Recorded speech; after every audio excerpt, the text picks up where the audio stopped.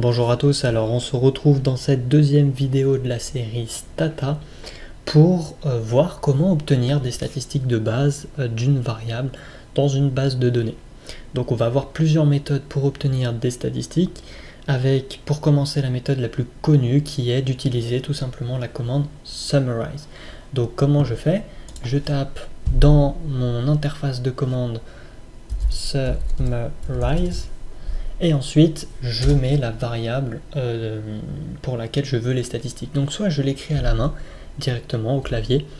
Alors c'est une méthode qui est déconseillée parce que au clavier on peut faire des fautes de frappe, et donc si on fait des fautes de frappe, la commande ne va pas s'exécuter, même si dans les faits, pour aller plus vite, généralement, surtout si le nom des variables est relativement simple, on va taper au clavier.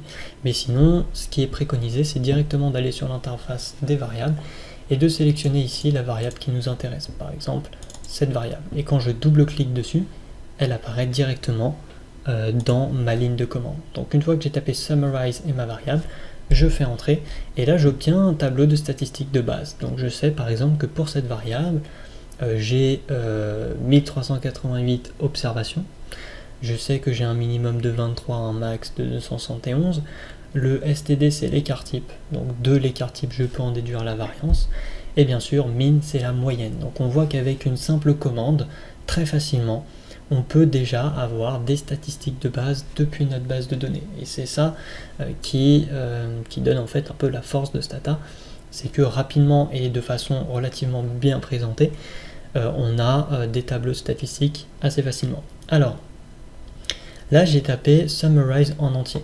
Dans les faits, quand on a l'habitude, on va utiliser toujours des abréviations dans les lignes de commande. Donc je vais dans mon interface commande et je vais recliquer sur la commande que j'ai passée. Automatiquement, ça me rappelle dans ma ligne de commande la commande que j'ai passée.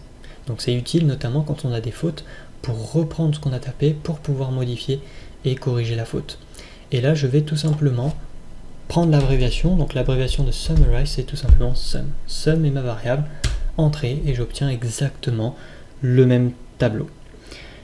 Alors ça c'est, on va dire, la première façon la plus utilisée d'obtenir des statistiques de base d'une variable. La deuxième solution c'est d'utiliser la commande qui s'appelle tabsta.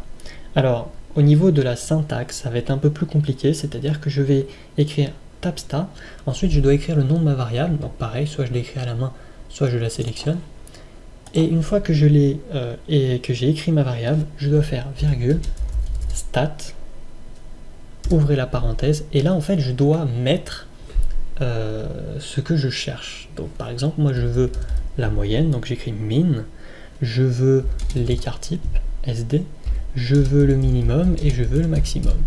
Je ferme et je fais entrer. Et là à nouveau j'ai exactement la même chose qu'on avait trouvé avec la commande summarize, mais en utilisant pardon, tabsta.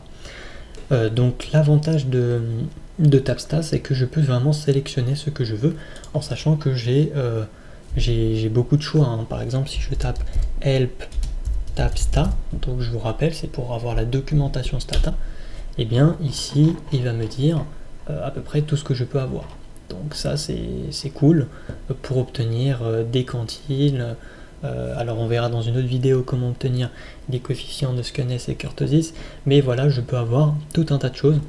Donc libre à vous de regarder la documentation et de vous amuser avec cette commande.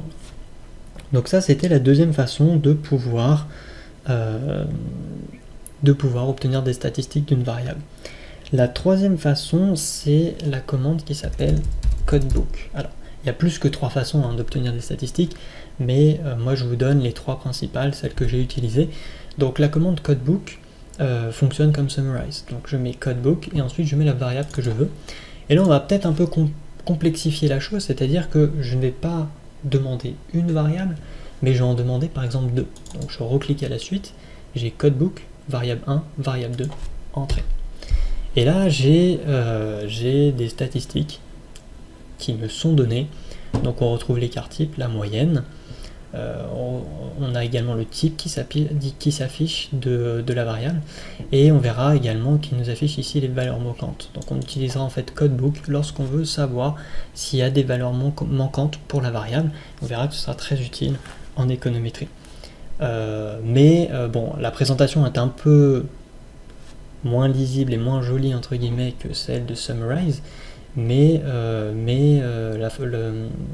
la commande codebook a son utilité. Donc si par exemple je veux avoir les statistiques de 3 variables en même temps, je vais reprendre dans mon interface de commande la commande Summarize, et là je vais ajouter à nouveau les variables que je veux. Donc là j'en mets 3, entrée, et là j'ai mon tableau avec toutes les variables et leurs différentes statistiques. Donc on voit que rapidement je peux avoir des statistiques de base de l'ensemble de mes variables de ma base de données. Et c'est ça qui fait un peu la force de Stata. Alors, donc c'est tout pour cette vidéo, j'espère qu'elle vous aura plu. Nous on va se retrouver dans la prochaine vidéo pour voir comment obtenir justement, on en a un peu parlé dans cette vidéo, les coefficients de Skewness et kurtosis, et puis en fin de vidéo on verra également comment obtenir des fréquences associées à une variable. En attendant, moi je vous dis bon entraînement et puis ciao à tous.